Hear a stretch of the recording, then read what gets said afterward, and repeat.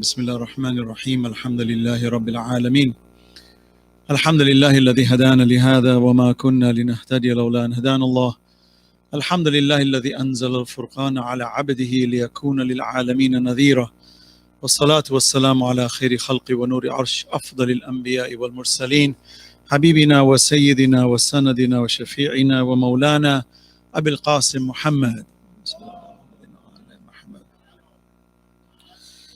وعلى آله الطيبين الطاهرين المعصومين المظلومين. All praise belongs to Allah subhanahu wa ta'ala, and Allah subhanahu wa ta'ala in His blessed Quran tells us لا يكلف الله نفسا إلا وسعها لها ما اكتسبت وعليها ما اكتسبت. لها ما كسبت وعليها ما اكتسبت. So Allah subhanahu wa ta'ala is laying a very interesting foundation that for you there is no trial which you cannot handle. لا يكلف الله نفسا إلا وسعها. Allah does not place a burden on us more than what we can handle. I think it's very important to understand that when Allah tests us and He puts us under trials and tribulations, it is done with a measure in which we can handle. If we find ourselves in stress, unable to manage and handle the trials and tribulations we're receiving, it is not because it is beyond our abilities, it is because we have not taken our abilities to receive it correctly. The potential to receive the trials and tribulations are upon us. We already have it in us. So when Allah created us and He created the nur of Rasulullah, you see, Allah subhanahu wa ta'ala placed all the potentials of everything possible that we can achieve towards greatness in that nur of Rasulullah. Now I also want you to know that nur is also aql. Nur and aql are interchangeable terms. So in Al-Kafi, in Kitab Al-Aql wal-Jahil, you'll find Imam Jafar Sadiq alayhi salam in the first book of Al-Kafi, Usul Al-Kafi. Imam Jafar Sadiq is describing the first thing Allah created. The first creation, the entity was aql. And I mentioned that before here in brief. But I want to go slightly deeper into this, and then I will conclude, inshallah, in terms of this important matter. That Allah created aql. Aql, by the way, is comprehension, intellect, its ability to recognize the truth at a quintessential level. Aql. When Allah in the Quran says, أَفَلَا يَعْقِلُونَ, for example, do you not use your aql? أَفَلَا يَعْقِلُونَ. When Allah says, لَكِنَّ أَكْثَرَ النَّاسِ لَا يَعْقِلُونَ, most of mankind does not have aql. What Allah is saying is that not that they don't have it, they are not using it. So there is ta'aqqul, and then there is tafakkur. And as you know, there are different levels. There's tadakkur. These are all different elements of cogitation, reflection, meditation, understanding. Salawat ala Muhammad wa ala Muhammad. I hope Ramadan is not draining us, is it? Spiritually. I hope really spiritually Ramadan is taking us to another level. You know, sometimes we feel like when we fasted, we've done a big favor to Allah. Like, you know, it's 26 days now. Oh my God, I'm starting to get tired. You know, I'm getting lethargic. Come on. Stop. We should be reaching the peak of spirituality, peak of energy in the end of Ramadan, not, you know, tiredness and exhaustion. This is shaitan playing in our minds. Shaitan says, look at how much you're doing for Allah. It's time to stop. You've done too much favor to Allah. We're starting to drag ourselves, you know.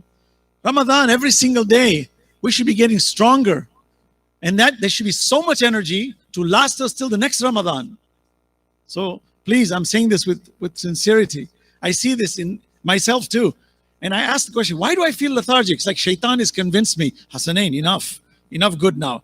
Enough of this abstinence. Enough of this maintaining spirituality towards God. Come on, let's balance it out with shaitan once in a while. That's a problem. This is what keeps us behind. If you wonder every year we take one step forward, 2 steps backwards, or 1 step forward, 1 step backward, then 20 years later we say, what have we achieved? What have we accomplished? And the reason I'm speaking this way is that our has such great potentials of reaching such high stations in life that we have to, within ourselves, take ourselves to say, wait a minute, there is something great awaiting me. It's interesting that we can become very lethargic when it comes to our spiritual pursuits. But when it comes to our material pursuits, our business pursuits, and coming up with business plans and making millions of dollars in our business pursuits like crypto, we're tireless. You see people going 18, 20 hours a day in work. They don't get tired. Aren't you tired? You say, well, I'm tired, but I like it. Well, why do you like it? Because I'm going to be rich. Now, that's just a material pursuit. So if we say, well, listen, in spirituality, we get tired, we get exhausted. Allah is telling us, how can you get tired? If I show you what has been waiting for you, what you can achieve in this blessed month of Ramadan, Laylatul Qadr just passed. And what I have waiting for you is so great. It's phenomenal. We're talking about taklif. Taklif is the difficulty Allah has placed on us on this earth. So brief introduction. You see, we have the nur of Rasulullah. So we have light. Allah has put light in us. The angels are also made of light. Angels are pure light. Now, I want you to know that the word nur and aql are interchangeable. You can take aql with nur, nur with aql. Understand this, please. They're interchangeable. Angels don't disobey Allah because they are pure nur, pure aql, and there is no room for them to make a mistake. It's ridiculous. And I'll give you an example. You might say, how is it angels don't make mistakes? Don't they have free will? They do. They have free will. Every creation, including an atom, has free will. Otherwise, it cannot do tasbih of Allah. Tasbih of Allah is not a robotic program. God, pushes a button and this thing says Allah, Allah, Allah, Allah. Allah doesn't need that. When Allah says, Yusabbihu lillahi ma fi samawati wa ma fil ard, everything that's tasbih of Allah, it's because if you ask the electron, who is your Lord? It will tell you Allah. If you ask the tree, who is your Lord? The tree will tell you it's Allah. The tree is not a dead creature in that sense. To us, it's not an animate creature like us. So we are superior to it, but it recognizes it. But angels, I want you to understand, are made of light. They don't disobey Allah because their aql is at a complete level. They don't have any hijab. They have nothing hidden. Now, I'll give you an example. We can kill somebody. You can take a gun and shoot somebody and kill them. Not difficult. But how many of us really do it? Very few of us. Very few on earth actually take a gun and kill somebody. Now, why don't we? Because we know the general rule of taking a gun and killing somebody who may not come back alive is too grave an act that for me to even think of going towards a gun is dangerous. My aql is telling me, don't even approach that. It's dangerous, what it will lead to. Take it another level. Imagine we're walking on the street and we see a pit. And the pit has smoke coming out and it smells awful. And it's got fumes coming out. You see it with your eyes. You smell it with your nose. You feel it with your body. And you're looking down and you see snakes in it. And you see all kinds of nasty creatures. Nasty. My aql knows that's nasty for me. No good for me. Would you jump in it? We have the free will to jump in it. We have the power to just jump in it. We have the ability to do it. But what are the chances you will jump in it? Very low, if not impossible. How come? Well, because you see the clarity of truth. Haqq and batil is in front of you. Angels are like that. They don't disobey Allah because they see who Allah is and they know everything else other than Allah. So they don't disobey. But we are also made of light. But we are higher than angels. We are khulafa. We are agents of Allah on earth. Our prophets are Khalifatullah. They are chosen by Allah. And it is the nur of the prophet that even taught tasbih to the angels. How come? How is that possible when angels don't make mistakes? Allah says what I've put in you is even greater than angels. And the fact that the level of nur you have in the sense of its potential height towards Allah, it is even superior to the angels. Imam Ali describes that. He says, human being has the trajectory capabilities of two pendulum forces. One, you can be lower than the animal. Two, you can be higher than the angels.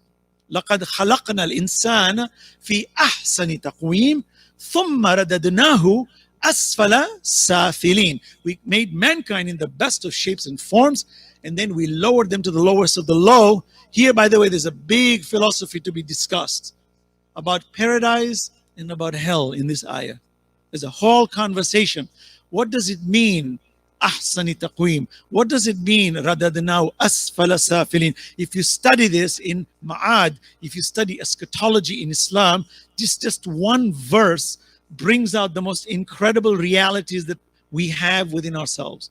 But just as an introduction, we have aql, and the first thing Allah created is this aql. He tested aql, and Allah is showing us the power of aql, that aql recognizes Allah as the center forever.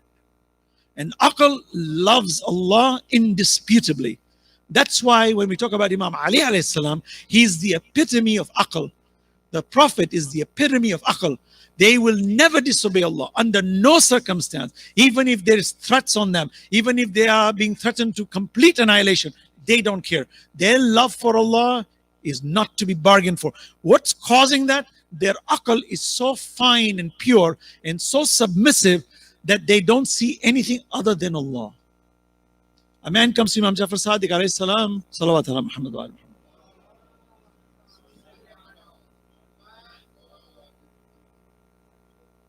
and said, you Ahl al-Bayt, Yabna Rasulillah, you have never lied. You can. Prophets and Imams can, but they don't. They never will. So the question is, they say, Yabna Rasulillah, why don't you lie? Imam replies very beautifully. Imam Jafar Sadiq say, and at that time, we didn't have vitrified toilets that we have today where you press the flush and it's all glass. Then, you dig a hole. Imam says, when you go to the toilet, how do you feel putting your hand in it, into the hole? And the man made a face. He says, disgusting. Imam says, that's what we see when you lie. The Ruh al-Qudus that Allah gives them, special knowledge, that what they can see is so great that they will not ever lie, because it's the ugliness is in front of them. Allah has removed the hijab for them. They can see it. And Arif sees it too. Shaheed sees it too. Allah takes the hijab away. Allah says, the 70 layers that I want to bring you towards me, I will take many of them away and I will show you something. And the more I show you, the more you will benefit and the greater you will become. This is very important to understand. Why am I talking this way? Because when we go home and we have problems, stop and talk this way. Look in the mirror and says, hold on, I have a problem. Somebody told me I'm ugly. Somebody told me I'm dumb. Somebody told me I'm short. Somebody told me I'm tall. Somebody told me I'm dark. Somebody told me I'm from this culture. I'm from that culture. Stop. Answer them, I am chosen. My light is superior to the light of angels. Angels make dua for us. They represent us. So don't let anybody tell you that your character is low. Some of you suffer from depression. You suffer from lack of identity. This conversation is about that. It's not to impress us like, hey, let's pat ourselves on the back, how great we are. No. Allah says, وَلَقَدْ كَرَّمْنَا بَنِي آدَمَ. Allah is telling me, I chose you. I'm your creator. I chose you. I made the universe subservient to you. أَلَمْ تَرَوْا أَنَّ اللَّهَ سَخَّرَ لَكُمْ. I made it subservient to you. What's your problem? Allah says, قَلِيلًا مَا تَشْكُرُ قُلْ هُوَ الَّذِي أَنْشَأَكُمْ وَجَعَلَ لَكُمُ السَّمْعَ وَالْأَبْصَارَ وَالْأَفْئِدَةَ قَلِيلًا مَا تَشْكُرُونَ. I gave you life. I gave you eyes. I gave you a tongue. I gave you a heart. how little you are grateful. I need us to really believe in this, my brothers and sisters, please. Because when we have apathy in religion, when we're lethargic and we're losing our vision of what humanity is about, and every second of our breath that we take, we're approaching our death date. And if we're not accomplishing something, Allah on Judgment Day will say, did I not tell you how great you were? What stopped you from reaching the high stations? Materially, you were very sharp. How come spiritually with your aql, you ignored it? So aql here is that ability in the heart, especially to see haqq from batil. Tafakkur is mental cogitation. It's important. But if you only do tafakkur and don't get into ta'aqqul, you can become deadly. When Allah says, ulil albab, inna fi khalqi samawati wal ard wa ikhtilafi al-layli wan nahar la ayatin li ulil albab, Allah has established that these are the ones who have aql, deeply rooted in knowledge. Then when they sit, alladhina yadhkurun Allah, now they're doing dhikr. Yadhkurun Allah, now they're doing tadhakkur. Yadhkurun Allah qiyaman wa qu'udan wa ala junubihim. Then they're doing tafakkur. وَيَتَفَكَّرُونَ فِي خَلْقِ السَّمَاوَاتِ. Then they are reflecting on the creation of the sky and the earth. Then they say, رَبَّنَا مَا خَلَقْتَ هَذَا بَاطِلًا سُبْحَانَكَ فَقِنَا عَذَابَنَا. They come to the conclusion. They take the aql, the fikr, the dhikr, all combined, and they're doing it. This month of Ramadan, you wonder why Allah told us not to eat? You wonder why Allah made this rule, sunrise to sunset? If you were a child and you went to Allah, oh Allah, make me one who uses his aql correctly. Oh Allah, make my fikr sharper, make my dhikr sharper. Allah says, then for 30 days from sunrise to sunset, don't eat. Don't indulge. Allah, you love me? Come to my house, if you can afford it. Move around it 7 times. Walk from one hill to the other 7 times. Don yourself with the ihram, then go to Arafat, wait there overnight, then come back and pick up the stones and follow the footsteps of Ibrahim, the way I tested him. وَإِذِ ابْتَلَى Ibrahim, how I tested him, I'm going to test you, because what you have is greater than most creations in the universe. So this aql that we're talking about requires careful modulation. We have it.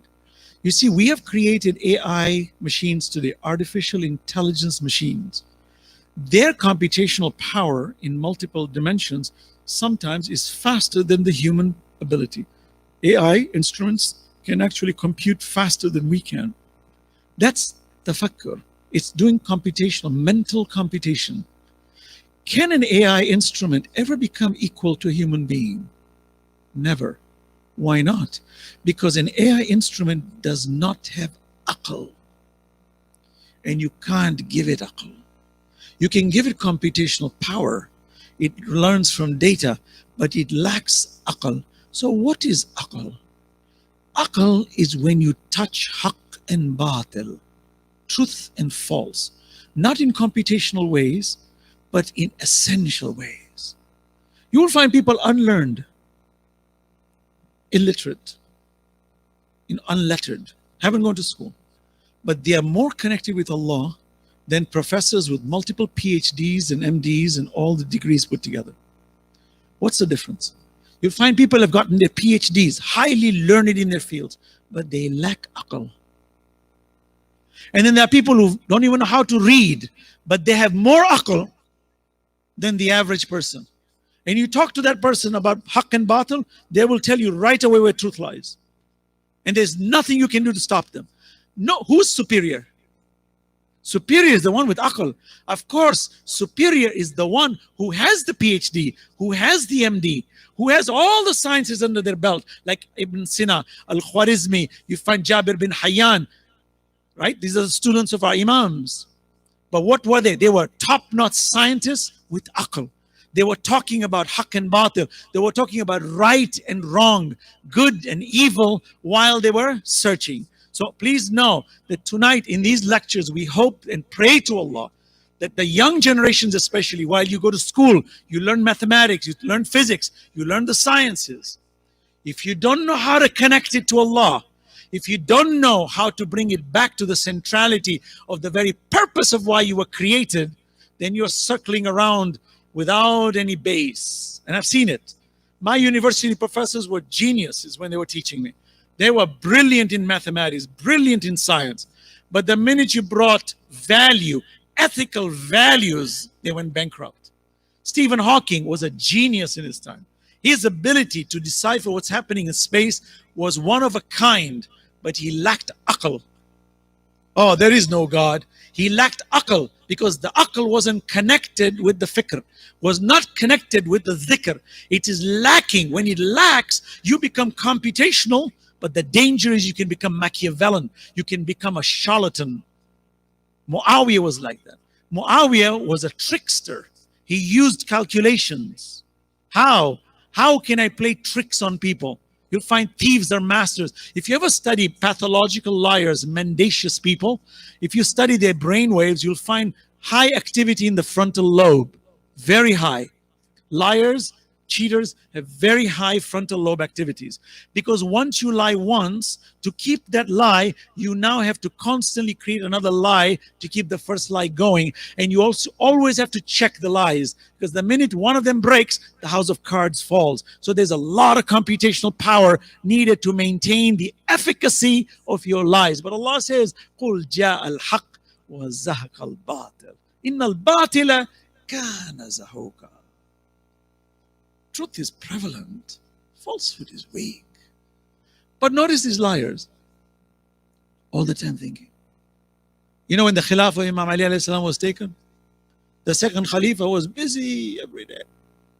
Every day. People said, MashaAllah, you're thinking a lot. He said, I'm worried who's going to be the next Khalifa. MashaAllah. The messenger never worried. How come you do? Subhanallah. When you think, how come you're thinking? When it comes to haqq, you don't have to go there. When it comes to haqq, your heart speaks. You see it. You don't need to go there. You don't need to plan. But if you're going to plan, you become very calculated. That calculated methodology ultimately collapses. Fir'aun was a master of calculations. Master. When Ibrahim alayhi salam also meets his enemy, he says, your God? Who's your God? So the king of the time is, Namrud says, well, I bring life and death. Oh, really? How? Here, two slaves, come here. This one kill, this one keep alive. See? I can control death and life. Look how Shaitan is using skewed logic. It's all fabricated. But then Ibrahim outdoes him. He says, my Lord brings the sun from the east to the west. You change it. Now, of course, Nimrod got silenced. He became very tongue-tied. He didn't know what to do. So all it takes, but why is he speaking this way? Because the average population, if they don't use their aql, then Shaitan fools them. Donald Trump has millions of followers. He has an army. They even raided the White House, their own country. They were willing to kill their own congressman. How? When you have one man who doesn't know half of what he's talking about. Because when you're in a state of jahiliyyah, all you need to do is play a few words. Trump is very good in talking, storytelling. He will tell you stories. And then we are so impressed with his wealth. Oh, remember that book he wrote? Wow, do you see all those hotels with his name on? I'm so impressed. Allah says, فَلَا تَغُرَّنَّكُمُ الْحَيَاةُ الدُّنْيَا وَلَا يُغَرَّنَّكُمْ بِاللَّهِ الْغَرُورِ. Don't be fooled by that glitter, it's a lie. And yet you see thousands holding guns, military, ready to fight for white supremacy. And you're scratching your head like, are you serious? Are you really going there? Are you that dumb? Allah says, you see that? No aql there. Pure jahil. Pay attention.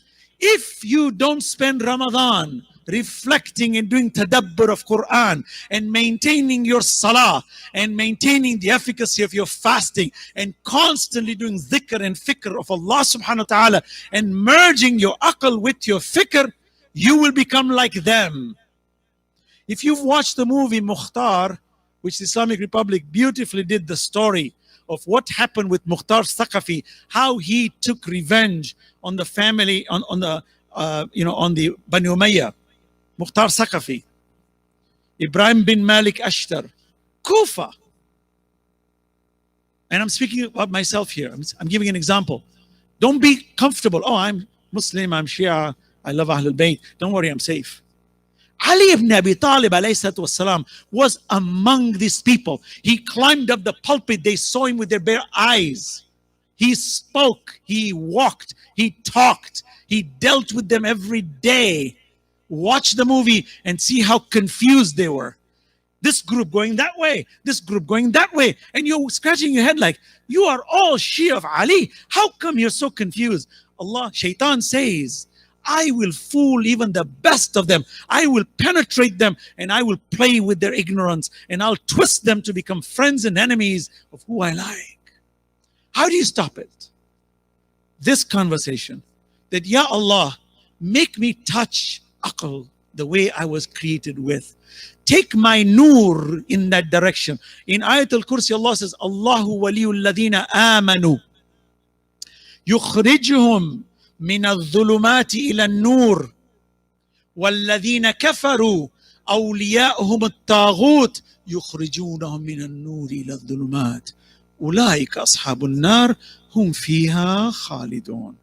Allah is the master of those. He takes them from darkness into light. Here, Nur is the aql, is the guidance, is the light of Ahlul Bayt, is the light of the Prophet. Dhulumati ila Nur. He takes us. Anybody says, oh, Allah misguided that person. Never. Allah never in the Quran misguides anyone. Mankind misguides themselves. Allah never misguides. It's in fact blasphemous to say that Allah misguides. When Allah says, Yahdi bihi man yasha, wa yudillu bihi man yasha, here yudillu is not Allah proactively misguiding, but rather Allah allowing the individual with limited free will to choose their destiny and giving that person the freedom to accept or reject Allah. And if the person rejects and turns the light off and starts to live in darkness, that's why yudillu bihi man yasha. So one final conclusion to this, when Allah says, La yukallifullahu nafsan illa wus'aha, laha ma kasabat wa alayha maktasabat. Allah is describing very beautifully that Allah does not impose upon any soul a duty but to the extent of its ability, for it is to the benefit of what it has earned, and upon it is what it has brought negatively. You are in charge. So, brief introduction. Do we live in a world where we are totally predestined? People ask the question, if Allah has created us with free will, how does He know my future? Everybody asks that question. How does Allah know where I will go? And Allah knows where I will go even before I was created. So how does Allah know?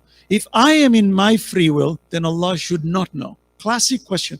Everybody asks that question. Where we made the mistake was to allude to the fact that Allah, who created time, is in time. That's a problem. Allah created time. We put Him in it. Allah does not get into what He creates. Don't put Allah in time. Allah has no past, no future, not even a present. These are elements of time for us. Allah who? Allah is. He is beyond time. So to ask that question, number one, is problematic. Go to the next level. And assuming Allah did write the script and we're all actors, and when we were brought on earth, we were given a script. Okay, Hassanain, this is your life. This is what you're going to do. These are the good things you do. These are the haram things you will do. This is by design. You're an actor in Hollywood. You know, you're going to be a villain once in a while. Does that make sense? So Allah is entertaining Himself. You know, He says, I need a play. So you're all going to act on it. I created you actors and I'm going to put you in a play. Does that make sense? No. So for certain that's not the case. Then what is it? Do we hold ourselves liable? Absolutely we do. If you do something wrong, we take each other to court. There's a beautiful story of Bahlul, as you know. As you know, Imam Abu Hanifa was standing there, a companion of Imam Jafar Sadiq at that time. He asked a question. Imam Jafar Sadiq made 3 points. He said, Allah is all present, but cannot be seen visually. Hearts can see Him, but visually you can't see Him. And he's always there, but cannot be seen and will never be seen. This idea that on Judgment Day we'll see Allah sitting on a throne and we'll see him face to face is nonsense. It's a metaphor. Secondly, Allah created us out of clay. Allah created shaitan out of fire. And therefore, on Judgment Day, his disobedience, he will be punished by fire. Third, he said, Allah created us out of mercy, but we are responsible for our deeds. He is not. So what this companion stands up and said, how can something be there and not be seen? Secondly, how can something that creates itself punish itself? Third, it was God's idea to create me. It wasn't my idea. So he should be responsible, not me.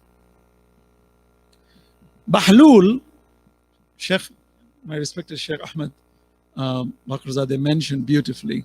Bahlul, he was called Diwana and Dana. He was crazy and wise. He used to do taqiyya in front of Harun al-Rashid because Harun al-Rashid was related to him. So he used to act crazy so Harun shouldn't kill him. He was a companion of 3 of our Imams. He was very close to our Imams. He was one of the wisest men in the area. You couldn't find a wiser man than Bahlul. So Bahlul takes a piece of clay and throws it on this person, and Bahlul gets arrested. So he's brought in front of the judge, and the judge says, you hit him. He said, true, but we have to pass judgment. He said, go for it. He said, the first question this man had, that how can God be there and not be seen? I hit him with this piece of clay. He is complaining of pain. Can you please show it to us? Secondly, he said, Iblis is made of fire, will be punished by fire. This piece of clay is proof because you are made of clay. How did this clay punish you? 2. 3, since it was God's idea to create, he should be liable. I just committed an act. Why are you arresting me? Arrest God. In one move, Bahlul proves magnificently the hikmah of Allah subhanahu wa ta'ala. And Imam Jafar Sadiq alayhi salam was asked, what sort of destination do we have? Imam said to the man, lift any foot you want while standing, lift it. So the man lifts 1 foot. He said, good, stay there. He stands there. He said, now without putting the first foot down, lift the other. He said, I cannot. Imam says, the first one is your free will. The second is predestination. It's a mixture of the two. So if you want to understand the destiny of Allah, draw a big circle and call it qada, predestination. Inside this big circle, draw a small circle and call it free will.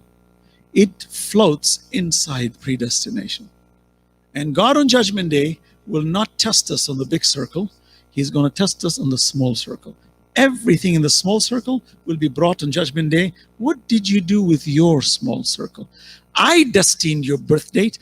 I destined the earth. I destined the laws of gravity. I destined how water works. I destined how all the chemicals work. I destined time, and there was nothing you could do about them.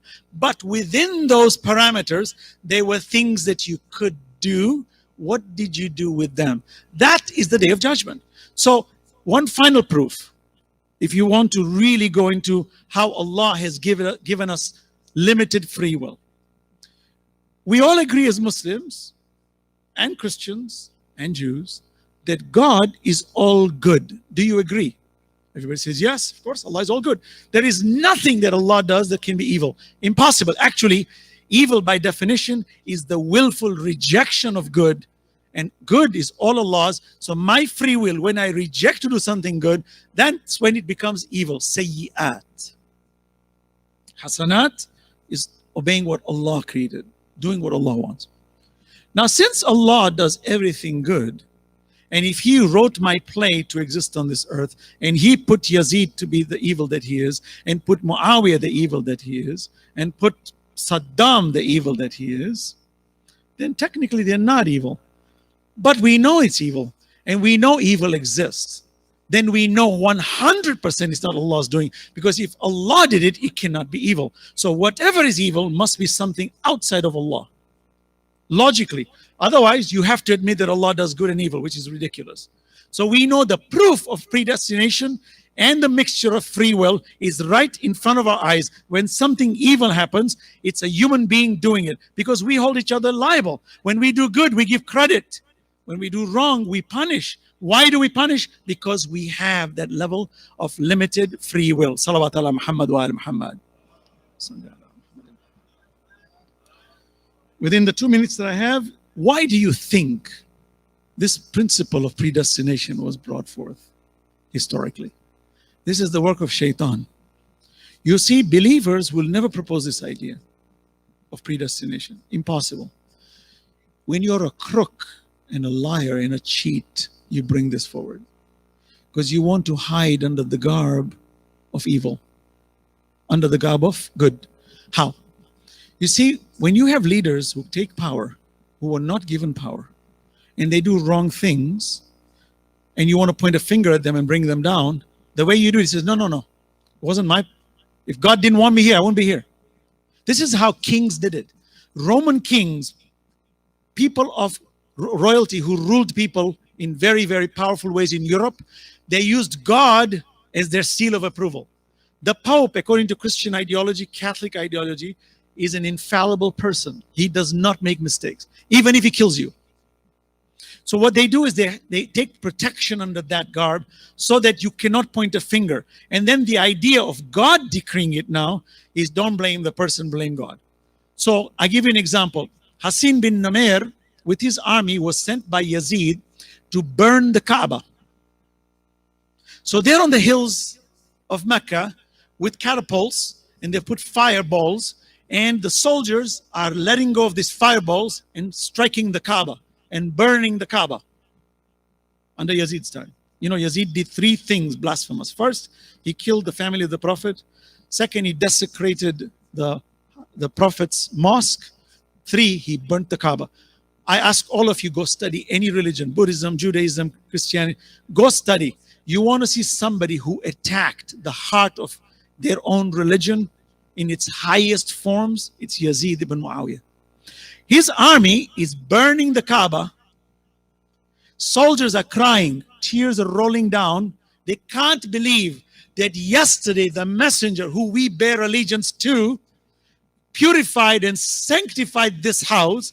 And Quran says, Inna awwala baytin wudi'a linnas lalladhi bi Bakkatan mubarakan wa hudan lil alamin. The first house of Allah is that house you're looking at. It is the most sacred house on earth. It is the only, by the way, it's the longest existing house on earth. There is no home, building that has lasted thousands of years longer than the Kaaba. All homes have perished. Only the Kaaba, from Adam's time, when Ibrahim actually built the structure, until today, there is no house that has remained magnetic at the center of the earth as a focal point for humanity than this Kaaba. They're burning it. They're crying. You know what the other soldiers said? This is where this predestination idea was creeping up. Why do you worry? See, if Allah didn't want you to burn the Kaaba, and if Allah didn't want Yazid to become the Khalifa, He wouldn't have. So keep burning it. Don't worry. This is God's plan. That's how they kept burning it. So my conclusion to this, we as Muslims today, when I read this history, my jaw drops. Can a human being reach that level of stupidity to follow such ignorant people? We have them today. Why? When there is no aql. When aql stops functioning, gossip becomes common, backbiting becomes common, finding faults becomes common.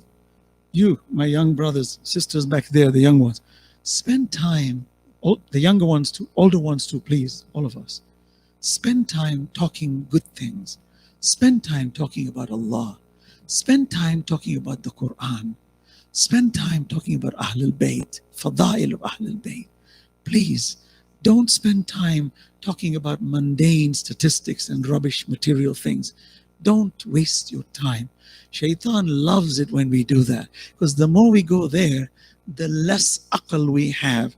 And the less aql we have, the more dangerous we will become, and the less we will raise our standards towards Allah. And by the way, the more depressed we will become, the more agitated we'll become, and the more we will indulge in drug abuse. Please let us stop. Bismillah ar-Rahman ar-Rahim. Allahumma adkhil ala ahli al-qubur as-surur. Allahumma aghni kulla faqir. Allahumma ashbi' kulla ja'i. Allahumma aksu kulla uryan. Allahumma aqdi dayna kulli madin. Allahumma farrij an kulli makrub. Allahumma rudda kulla gharib. Allahumma fukka kulla asir. Allahumma aslih kulla fasid min umur al-muslimin. اللهم اشف كل مريض. اللهم سد فقرنا بغناك. اللهم غير سوء حالنا بحسن حالك. اللهم اقض عنا الدين وأغننا من الفقر إنك على كل شيء قدير. وآخر الدعوة الحمد لله رب العالمين. والسلام عليكم جميعا ورحمة الله وبركاته.